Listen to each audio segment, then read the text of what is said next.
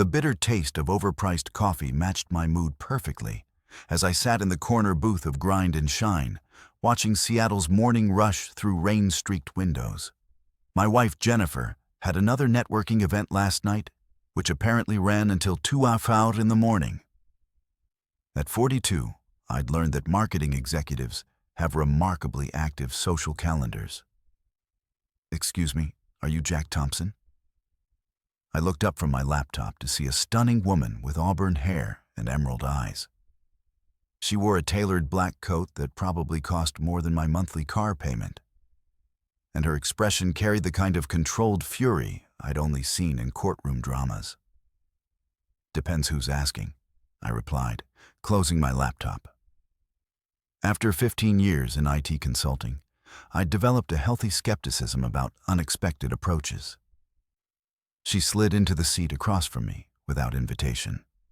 "I'm Claire Martinez. Your wife is sleeping with my husband." The words hit me like a physical blow, but I kept my expression neutral.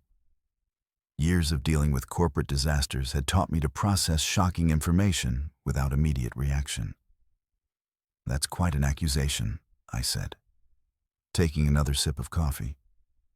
"Got any proof, or are we just sharing wild theories?" Before we dive deeper into this story, I have one small request. Please subscribe, drop a like, comment, and hit that hype button to boost this channel so more people can discover these incredible Reddit stories. Claire reached into her purse and pulled out a manila envelope. 3 weeks of surveillance photos, credit card receipts, and hotel records. "Your Jennifer and my David have been very busy." She spread the photos across the table like a poker hand. There was Jennifer unmistakably entering the Fairmont Olympic Hotel with a tall, dark-haired man in an expensive suit. Another photo showed them at Canlis, sharing dessert and looking intimate. The timestamps showed these were taken during her supposed client dinners. "David Martinez," Claire continued, her voice steady, but her knuckles white as she gripped her coffee cup. 45, owns 3 software companies. Thinks his charm and money make him irresistible. Apparently, your wife agrees.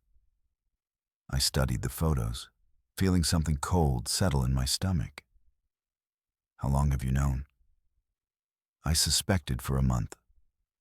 Confirmed it 2 weeks ago when I hired a private investigator. David's been sloppy, charging romantic dinners to his business account using our joint credit card for hotel rooms. She laughed bitterly. He even bought her jewelry, a tennis bracelet from Tiffany's. I found the receipt in his jacket pocket. "And you're telling me because I'm tired of being the only one who knows the truth because they're planning something bigger." Claire leaned forward. I bugged David's phone. "They're not just having an affair. They're planning to leave us both, but not before they've secured their financial futures." She pulled out her smartphone and pressed play on an audio file. Jennifer's voice filled the space between us, clear and unmistakable.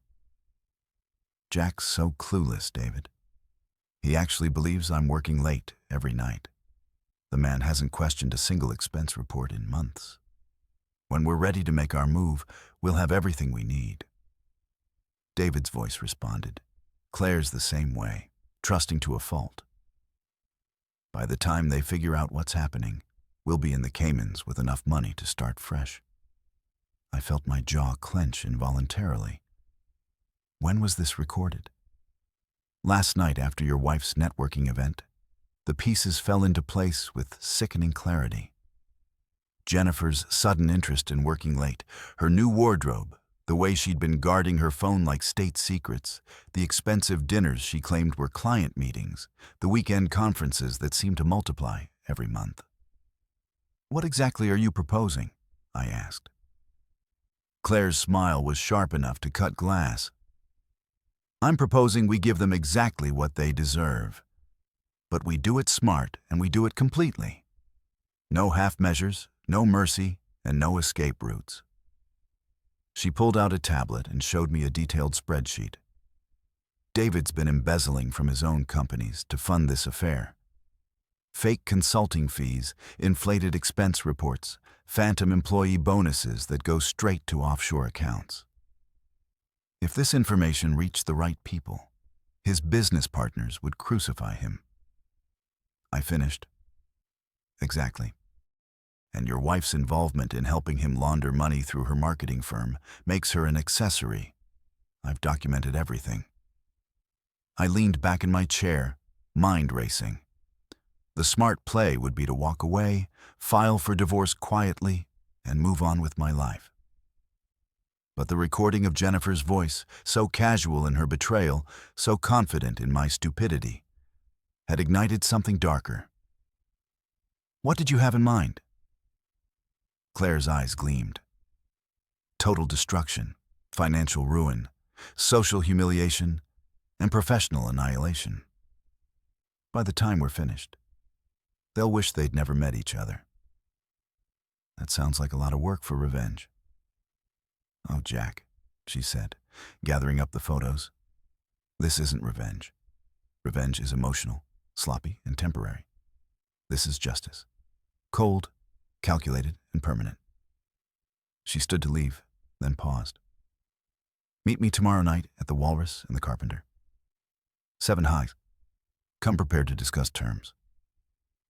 As she walked away, I opened my laptop and stared at the screen without seeing it.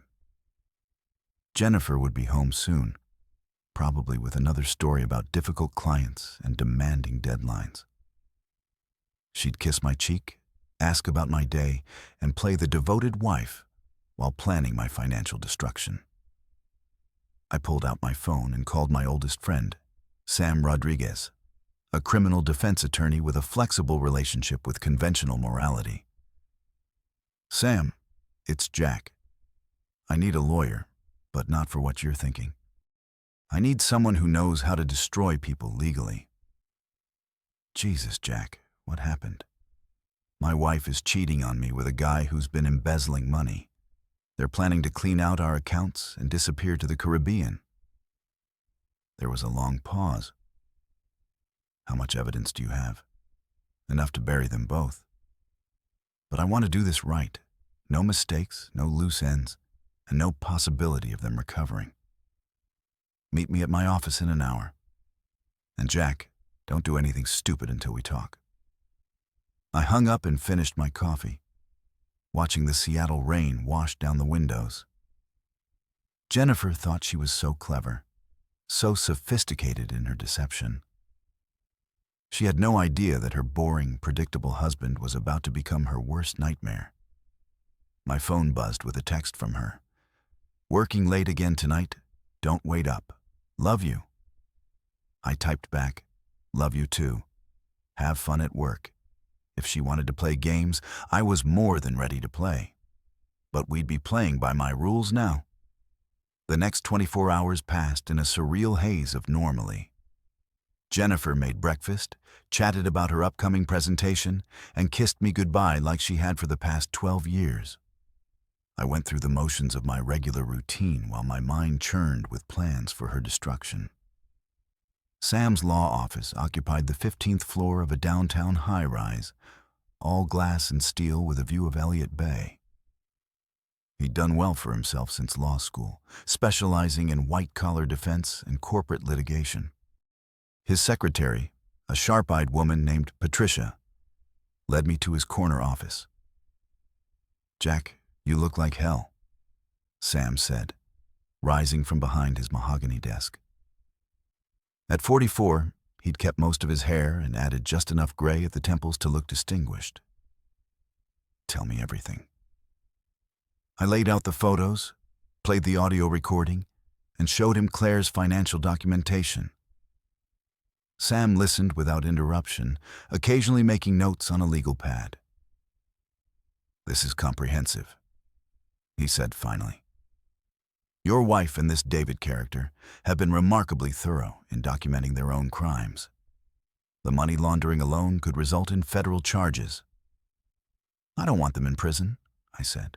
I want them ruined, but free to suffer through it. Sam raised an eyebrow. That's surprisingly vindictive of you. You didn't hear the recording of my wife calling me clueless or see her laughing while she planned to steal everything I've worked for. Fair enough. What's your timeline? Claire wants to meet tonight to discuss strategy. I need to know what's legally possible and what crosses the line. Sam opened his laptop and began typing. Financial exposure first. Joint accounts, shared assets, retirement funds. We need to protect everything before they can access it. I can file preliminary paperwork today that freezes major transactions pending a forensic audit. Won't that tip them off? Not if we're subtle. A routine audit request from your accountant. Some questions about expense categories from your bank. Nothing that screams, I know you're cheating. He pulled up another document. The embezzlement evidence is solid. David Martinez's business partners would be very interested to know their money is funding his extramarital activities. A few anonymous tips to the right people. How anonymous? Completely untraceable. I have contacts at the SEC who love this kind of case. White-collar crime with a personal angle makes for great publicity. I felt a grim satisfaction settling in my chest. What about Jennifer's involvement? Marketing firms that help clients launder money face serious regulatory consequences. Her professional reputation would be destroyed even if criminal charges don't stick. Sam leaned back in his chair. But Jack, once we start this process, there's no going back. Your marriage is over, obviously, but this goes beyond divorce. You're talking about destroying two people's entire lives. They made that choice when they decided to destroy mine. All right then. Let's talk about Claire Martinez. What do you know about her? I realized I knew almost nothing beyond our coffee shop encounter. She seems intelligent, organized, and very angry. Be careful. Angry people make mistakes, and mistakes leave evidence trails. If this goes sideways, you don't want to be caught up in something illegal. What are you suggesting? Background check for starters. I saw. Let's make sure she's who she claims to be, and that her evidence is legitimate. The last thing you need is to base your revenge on fabricated information. Sam made another note. I'll have my investigator run a full workup on all parties. David Martinez, Claire Martinez, and yes, your wife. We need to know everything before we make our move. That evening, I arrived at the Walrus and the Carpenter 15 minutes early and claimed a corner table with a view of the entrance. The restaurant was busy, but not packed with enough ambient noise to mask conversation. Claire arrived precisely at 7 wearing a burgundy dress that managed to be both elegant and subtly provocative. She'd done something different with her makeup that emphasized her eyes and made her look dangerous. You came, she said, sliding into the seat across from me. I'm a man of my word. The question is whether you are. She smiled and signaled the waiter. Champagne? We're celebrating. Celebrating what? The beginning of the end for our cheating spouses. After the waiter left, Claire pulled out a tablet and opened a presentation that looked like a military briefing. Phase 1, financial isolation. We freeze their access to marital assets and document every questionable transaction. Your friend, the lawyer, is already working on this, I assume. I nodded. How did you know about Sam? I told you I'm thorough. Samuel Rodriguez graduated Harvard Law, specializes in white-collar defense, has a reputation for creative legal solutions. Good choice. The casual way she'd investigated my life should have been alarming, but instead, I found it reassuring. If we were going to destroy our spouses, I wanted a partner who was as ruthless as I was becoming. Phase 2, she continued. Social exposure. David and Jennifer think they're being discreet, but they've been sloppy. Hotel staff remember them. Restaurant servers have seen them together, and David's been bragging to his golf buddies about his marketing consultant. She showed me a series of photos I hadn't seen before. Jennifer and David at various locations around Seattle, always looking intimate and comfortable. How long have you been following them? 3 weeks of active surveillance, but I've been suspicious for 2 months. David's behavior changed dramatically in March. New clothes, new cologne, mysterious phone calls, and suddenly he was working late every night. The champagne arrived, and Claire raised her glass. To justice, I agreed, though the word felt strange in my mouth. Phase 3 is the most important, she continued. Professional destruction. David's embezzlement will destroy his business relationships, but we need to ensure Jennifer faces consequences too. Her marketing firm has strict ethical guidelines about client relationships and financial transparency. You want to get her fired? I want to get her blacklisted. The marketing community in Seattle is smaller than you'd think. Once word spreads that she's been involved in money laundering and client fraud, no legitimate firm will touch her. I found myself admiring Claire's thoroughness. What's your timeline? 2 weeks. Long enough to gather additional evidence and put all the pieces in place, but short enough that they can't complete whatever exit strategy they're planning. She leaned forward, and I caught a hint of expensive perfume. There's one more thing, Jack. This partnership requires absolute trust and complete commitment. Once we start, we don't stop until they're both completely destroyed. Are you prepared for that? The question hung in the air between us. 24 hours ago, I'd been a faithful husband with a boring but comfortable life. Now, I was planning the systematic destruction of the woman I'd loved for 12 years. Yes, I said, and meant it. Claire smiled and pulled out a contract. Then, let's make this official.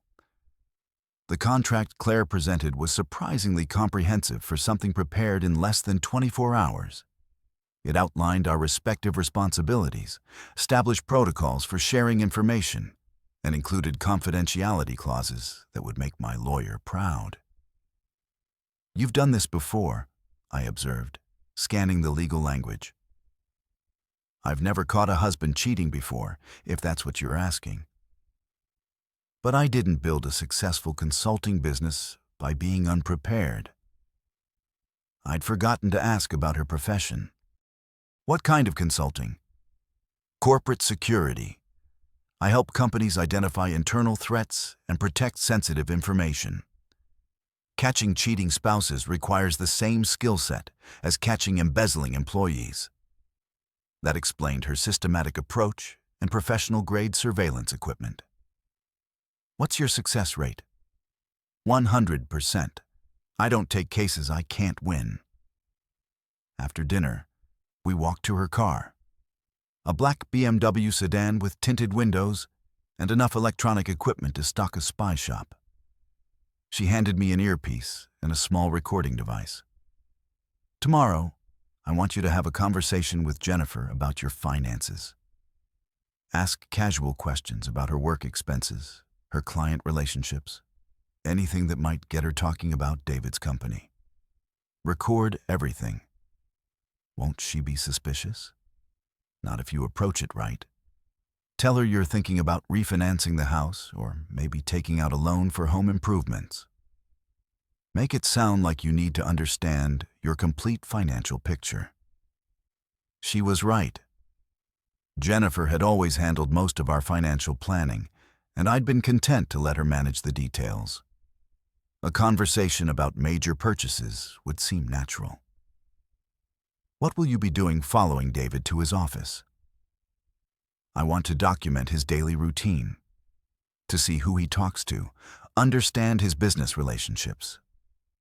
The more we know about his professional life, the more effectively we can destroy it.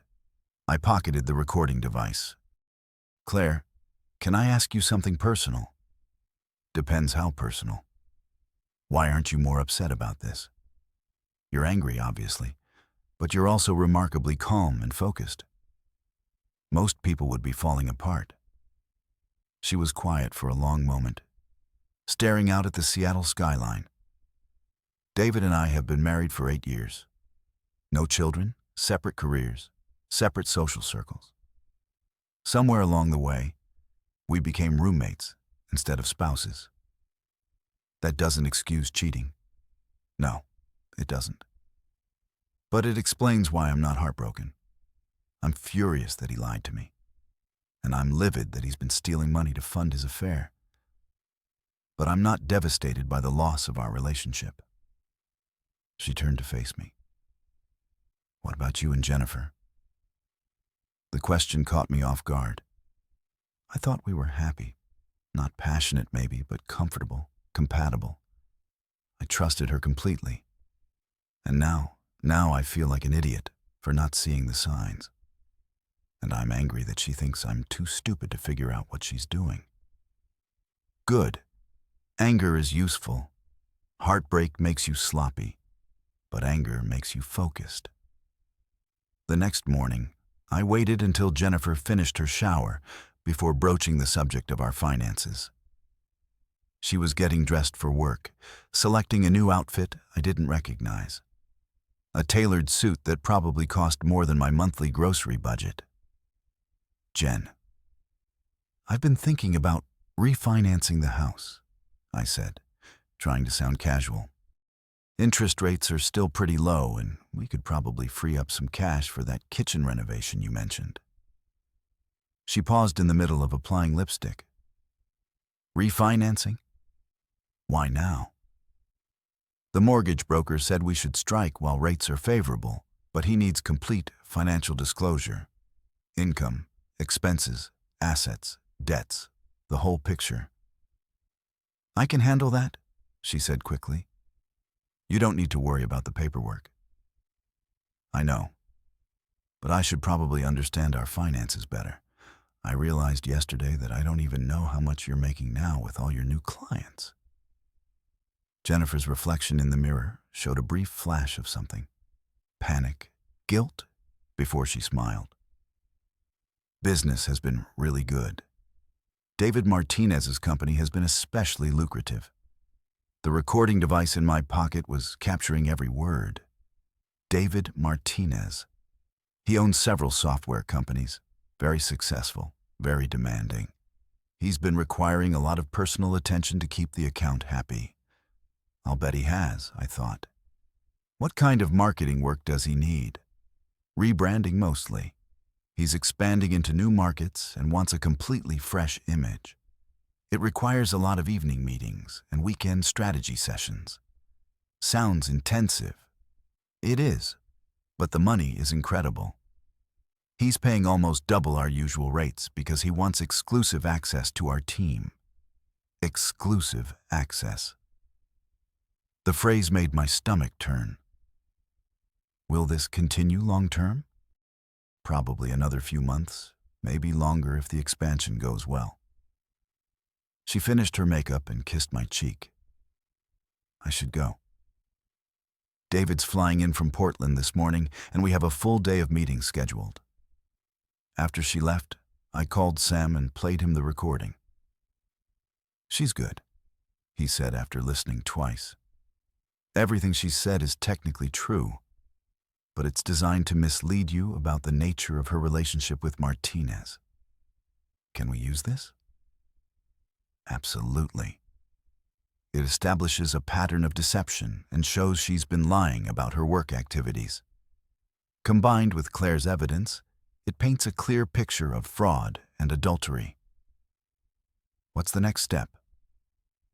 I'm meeting with my investigator this afternoon. We should have complete background reports on everyone involved by tomorrow. In the meantime, keep recording conversations and document anything unusual about Jennifer's behavior.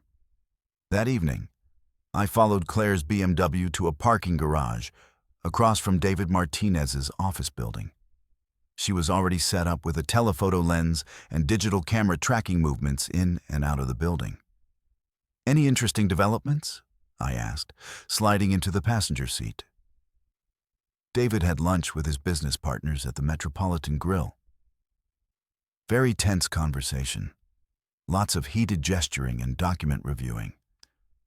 I think someone's asking uncomfortable questions about the company finances. She showed me photos on her camera's display screen. David looked stressed and defensive, while two other men appeared angry and confrontational. I also followed him to Nordstrom after lunch. He spent 40 minutes in the jewelry department and left with a small bag. More gifts for Jennifer? Probably. He's been escalating the expensive presents over the past month. Either he's getting more serious about the relationship, or he's trying to keep her happy while he sorts out his business problems. We sat in comfortable silence for a while, watching the office building. It felt strange to be sharing this intimate surveillance with someone I'd known for less than 48 hours. But Claire's presence was oddly reassuring. "Jack, can I ask you something?" "Sure." "When this is over, what do you want your life to look like?" The question surprised me. I'd been so focused on destroying Jennifer and David that I hadn't thought much about what came after. I honestly don't know. Divorced, obviously. Probably sell the house, start over somewhere else. Any regrets about the marriage ending? I considered the question seriously. I regret that Jennifer chose to betray me instead of talking to me if she was unhappy. I regret that I was too comfortable to notice we were growing apart. But I don't regret that it's ending. Not anymore. Good. Regret makes you hesitate when you need to be decisive. At 8:30, David emerged from the building and walked to his car, a silver Porsche that screamed midlife crisis. Claire started her engine and followed at a discreet distance. "Where do you think he's going?" I asked. "Probably to meet Jennifer. They usually get together around 9 WASC on weeknights." She was right. David drove to the W Hotel and parked in the valet area. 10 minutes later, Jennifer's car pulled up behind him. I watched my wife of 12 years step out of her Honda and walk confidently into the hotel lobby, where David was waiting with flowers and what looked like a jewelry box. "Got it," Claire said, snapping photos of their reunion. "That should be enough evidence for tonight." As we drove back to the parking garage, I felt something cold and final settle in my chest. There was no ambiguity anymore. No possibility that I'd misunderstood the situation. Jennifer was cheating on me with systematic precision, and she was enjoying every minute of it. "Claire," I said as she pulled up next to my car, "I want to accelerate our timeline." "What do you mean?" I don't want to wait 2 weeks. I want to destroy them as quickly and completely as possible." She studied my face in the dim light of the parking garage. "Are you sure?" "Once we pull the trigger, there's no going back, I'm sure. Then we move tomorrow." Sam's investigator delivered his reports the next morning, and the information was even more damaging than I'd hoped. David Martinez wasn't just embezzling from his companies. He was running a sophisticated fraud scheme that involved fake contracts, phantom employees, and offshore shell companies. He's stolen at least $2 million over the past 18 months, Sam explained, spreading financial documents across his conference table. "And your wife's marketing firm has been instrumental in laundering the money." The evidence was overwhelming. Jennifer had created fake consulting contracts that allowed David to move money between accounts. Established phantom employee records that generated fraudulent paychecks and even helped him create a shell company in the Cayman Islands. "She's not just cheating on you," Sam continued. "She's been actively participating in financial crimes that could result in federal prison time." I stared at the documents, feeling a mixture of rage and satisfaction. "How do we use this?" "Carefully. We can't just dump this information publicly without exposing ourselves to potential legal liability. But we can make sure it reaches the right people through appropriate channels. Claire arrived at noon with her own intelligence reports. She'd been busy overnight using her corporate security contacts to dig deeper into David's business relationships. His partners are already suspicious, she announced, settling into a chair across from Sam's desk. They've noticed discrepancies in the quarterly reports and hired their own forensic accountant to review the books. Timeline? Sam asked. They're planning a confrontation for Friday morning. If we move before then, we can control the narrative and ensure maximum damage. I looked between them. What exactly are you proposing? Claire opened her laptop and displayed a detailed schedule. Tomorrow is Thursday. Jennifer thinks she's meeting David for another romantic evening. But instead, they're going to walk into a carefully orchestrated trap. Explain. We leak selected evidence to David's business partners tonight, ensuring they confront him first thing Thursday morning. While he's dealing with that crisis, we simultaneously notify Jennifer's boss about her involvement in the money laundering scheme. Sam nodded approvingly. By Thursday afternoon, they'll both be facing professional disasters. That's when we hit them with the divorce papers and asset freezing orders. And the personal humiliation? I asked. Claire smiled. That's the beautiful part. In their panic over the professional consequences, they'll try to support each other. We'll be there to document their desperation and make sure everyone in their social and professional circles knows exactly what they've done. The plan was elegant in its simplicity and devastating in its scope. By Friday morning, Jennifer and David would have lost their jobs, their reputations, their financial security, and any possibility of a future together. I have one condition, I said. I want to be there when Jennifer realizes what's happening. I want to see her face when she understands that her boring, clueless husband has destroyed her entire life. That can be arranged, Claire said. But you need to be prepared for her reaction.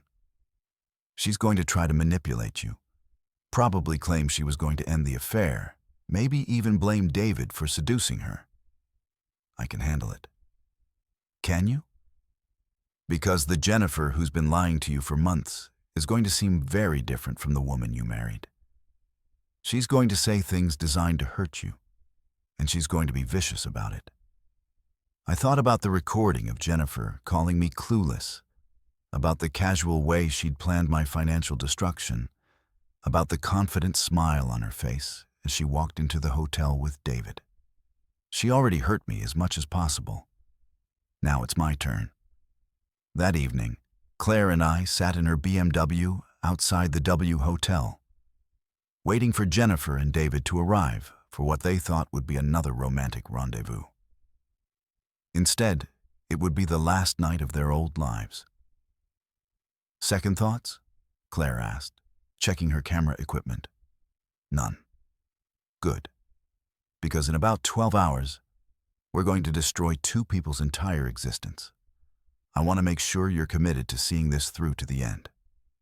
At 9:15, David's Porsche pulled up to the valet stand.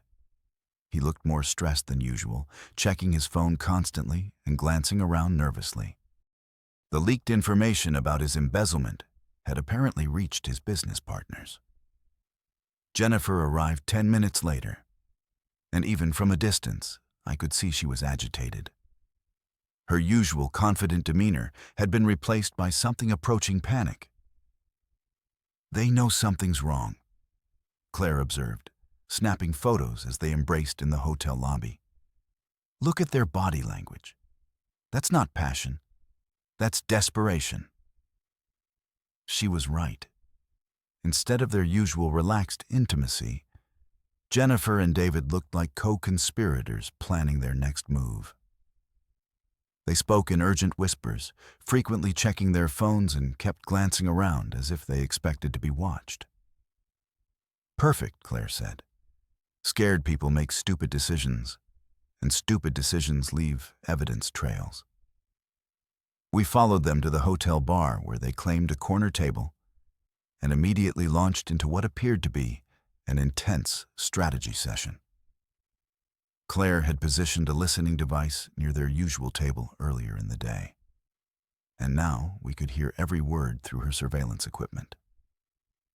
"The partners know about the missing money," David was saying, his voice tight with stress. "They've hired forensic accountants and frozen my access to the company accounts." "How much do they know?" Jennifer asked. "Enough to destroy me if they involve law enforcement.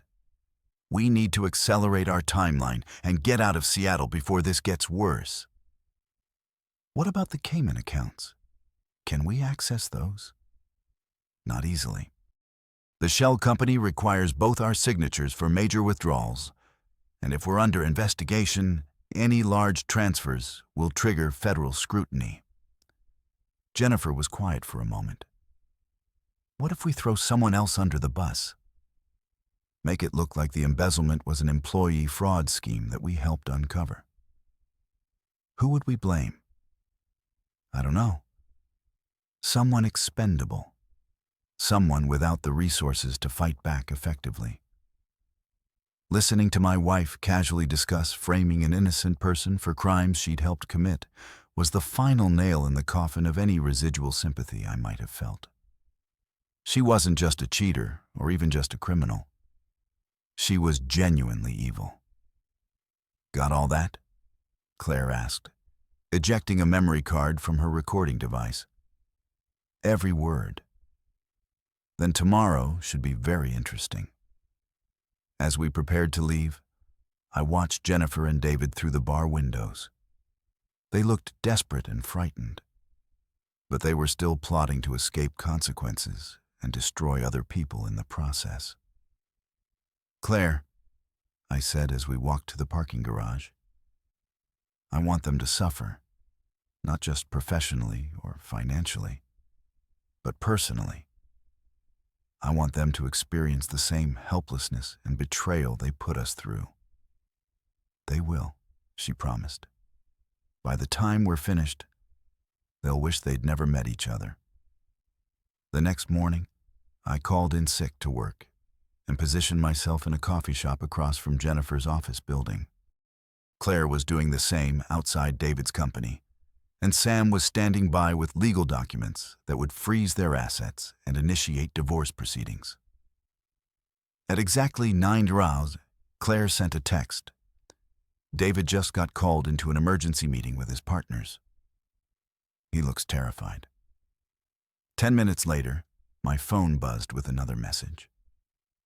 Jennifer's boss just asked her to come to his office immediately.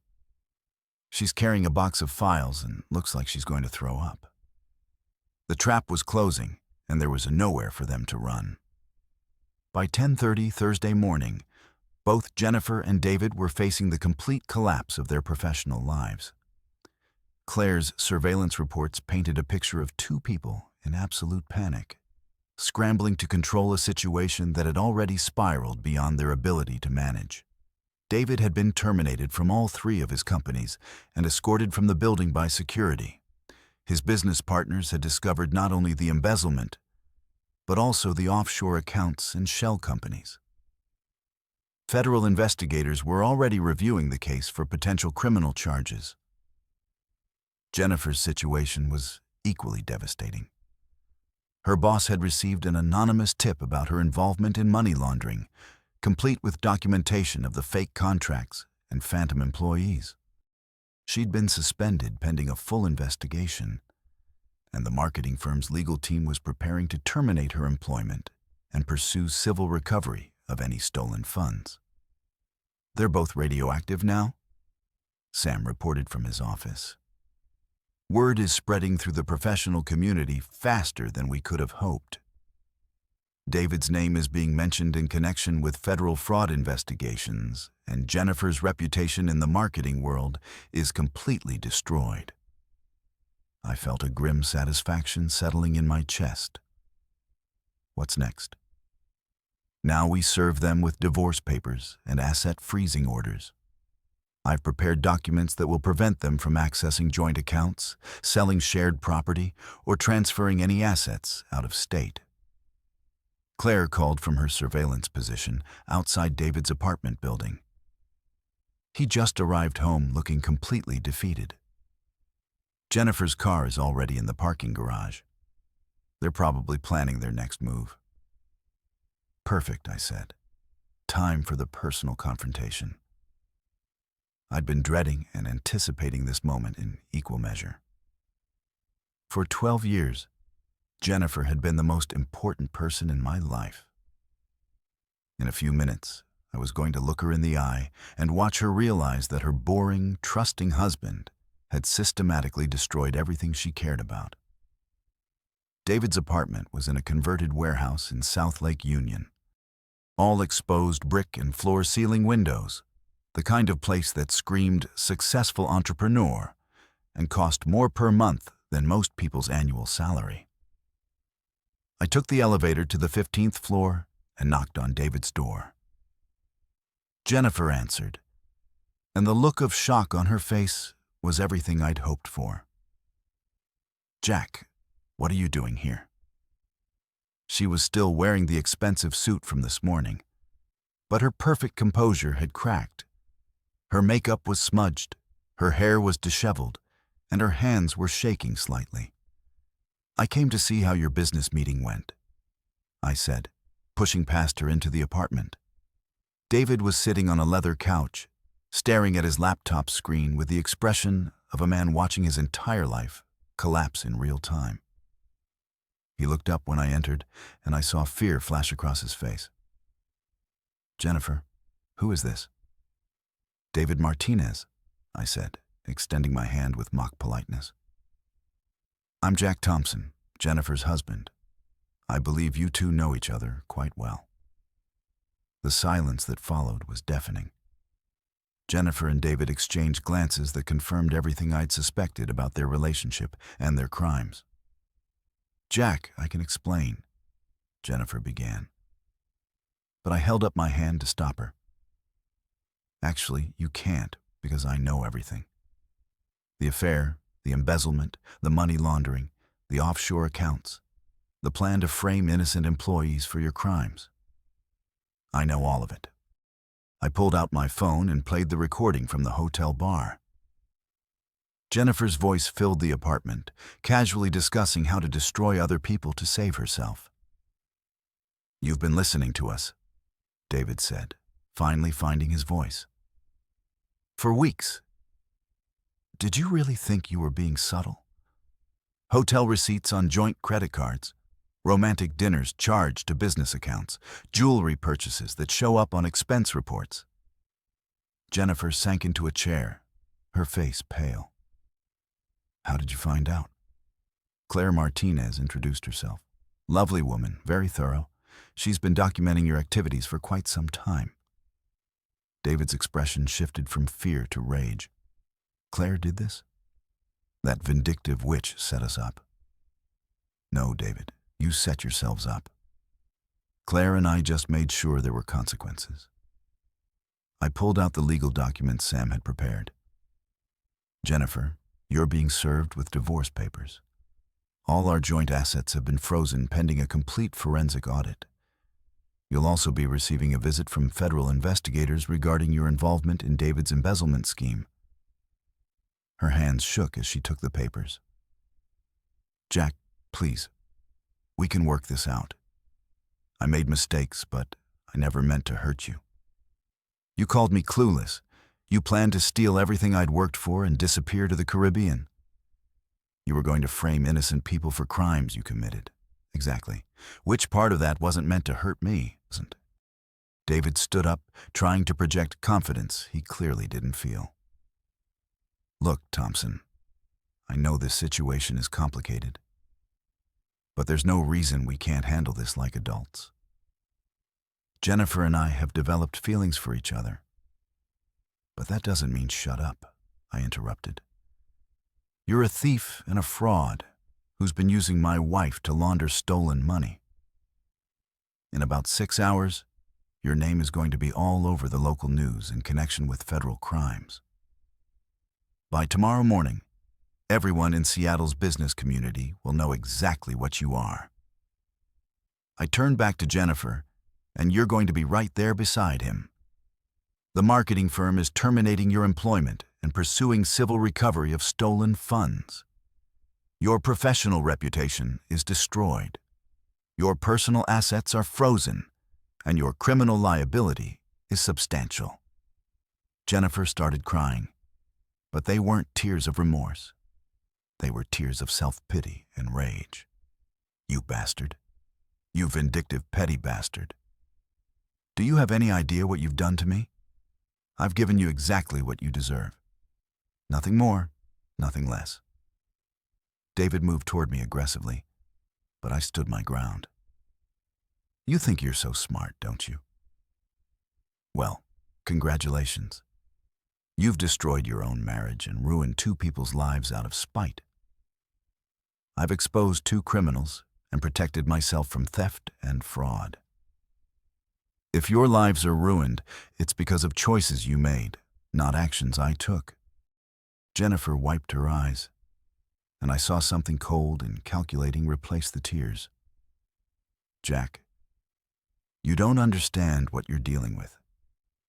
David has connections, resources, ways of making problems disappear. If you think you can just destroy us and walk away clean, you're more naive than I thought. Is that a threat? It's a reality check.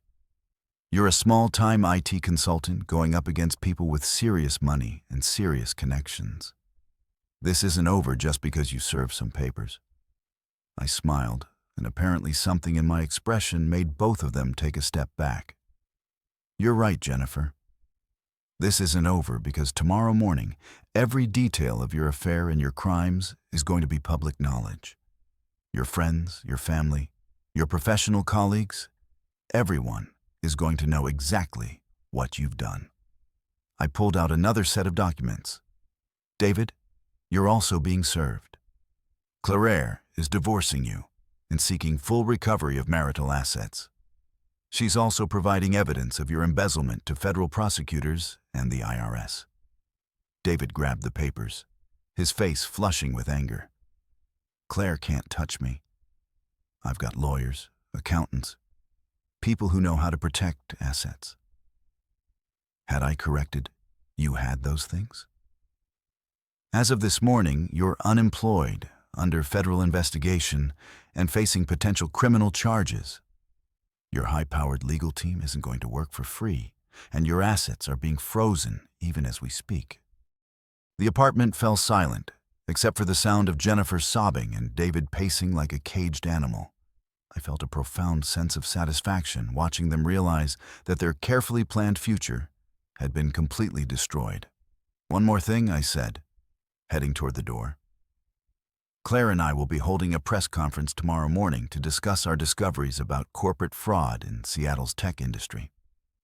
We'll be providing detailed evidence to support our claims, including audio recordings and financial documents. Jennifer looked up from her tears. You can't do that. Some of that information is privileged. Actually, we can. Our lawyers have reviewed everything carefully. All the evidence was obtained legally, and exposing criminal activity is a matter of public interest. I paused at the door and looked back at them one final time. You know what the really beautiful part is? You did this to yourselves. Every crime, every lie, every betrayal, those were your choices. I just made sure there were consequences. As I walked toward the elevator, I could hear them starting to argue with each other, their voices rising in panic and recrimination. The sound was music to my ears. Claire was waiting in the lobby, having watched the entire confrontation through building security cameras. How do you feel? She asked. Like I just took out 12 years of garbage, I replied. Good, because tomorrow we finish this completely. The next morning, Claire and I stood before a room full of reporters and television cameras, flanked by Sam and a team of lawyers. The press conference had been carefully choreographed to maximize damage to Jennifer and David, while protecting us from potential legal retaliation. "Ladies and gentlemen," Sam began, "we're here today to expose a sophisticated fraud scheme that has stolen millions of dollars from Seattle area businesses and involved multiple individuals in criminal conspiracy. For the next hour, we methodically laid out the evidence of David's embezzlement and Jennifer's involvement in money laundering. We provided financial documents, audio recordings, and photographic evidence that painted a complete picture of their crimes. The reporters asked detailed questions, and Claire answered with the precision of a corporate security expert. She explained how the fraud had been discovered, how the money laundering scheme had operated, and what steps were being taken to recover stolen funds. "What about the personal relationship between the defendants?" one reporter asked. "Mr. Martinez and Mrs. Thompson were engaged in an extramarital affair," Claire replied calmly. "They used their personal relationship to facilitate the criminal conspiracy and planned to flee the country with stolen money." I watched the press conference from the side of the room, feeling a deep sense of closure. Jennifer and David had thought they were so clever, so sophisticated in their deception. Now their crimes and their affair were being broadcast on every local news station and reported in every major newspaper. My phone buzzed with a text from an unknown number. "You've destroyed my entire life. I hope you're satisfied." I typed back completely. Another message appeared. "This isn't over, Jack. I'll find a way to make you pay for this." I showed the message to Sam, who immediately forwarded it to his contacts in law enforcement, threatening communication from someone already under federal investigation. He said, "That's not going to help her case." As the press conference ended and reporters dispersed to file their stories, Claire and I walked out of the building together. The Seattle morning was crisp and clear, and I felt lighter than I had in months. "Any regrets?" she asked. "None whatsoever." "Good, because by tonight, Jennifer Thompson and David Martinez will be the most notorious criminals in Seattle. Their names will be permanently associated with fraud, theft, and betrayal." I looked back at the building where we'd just destroyed two people's lives with methodical precision. They earned every bit of what's coming to them. "Yes," Claire agreed. They did. 6 months later, David Martinez was sentenced to 8 years in federal prison for embezzlement and money laundering. Jennifer received 4 years for her role in the conspiracy, though she was released after serving 18 months. Neither of them ever recovered their professional reputations or their stolen money. David's business empire collapsed completely, and Jennifer was permanently blacklisted from the marketing industry. Claire and I maintained our partnership long after the legal proceedings ended. We discovered that we worked well together, thought alike, and shared a similar appreciation for justice served cold and complete. Sometimes people ask me if I feel guilty about destroying my wife's life so thoroughly. The answer is simple. She destroyed her own life with her choices. I just made sure there were consequences, and I sleep very well at night.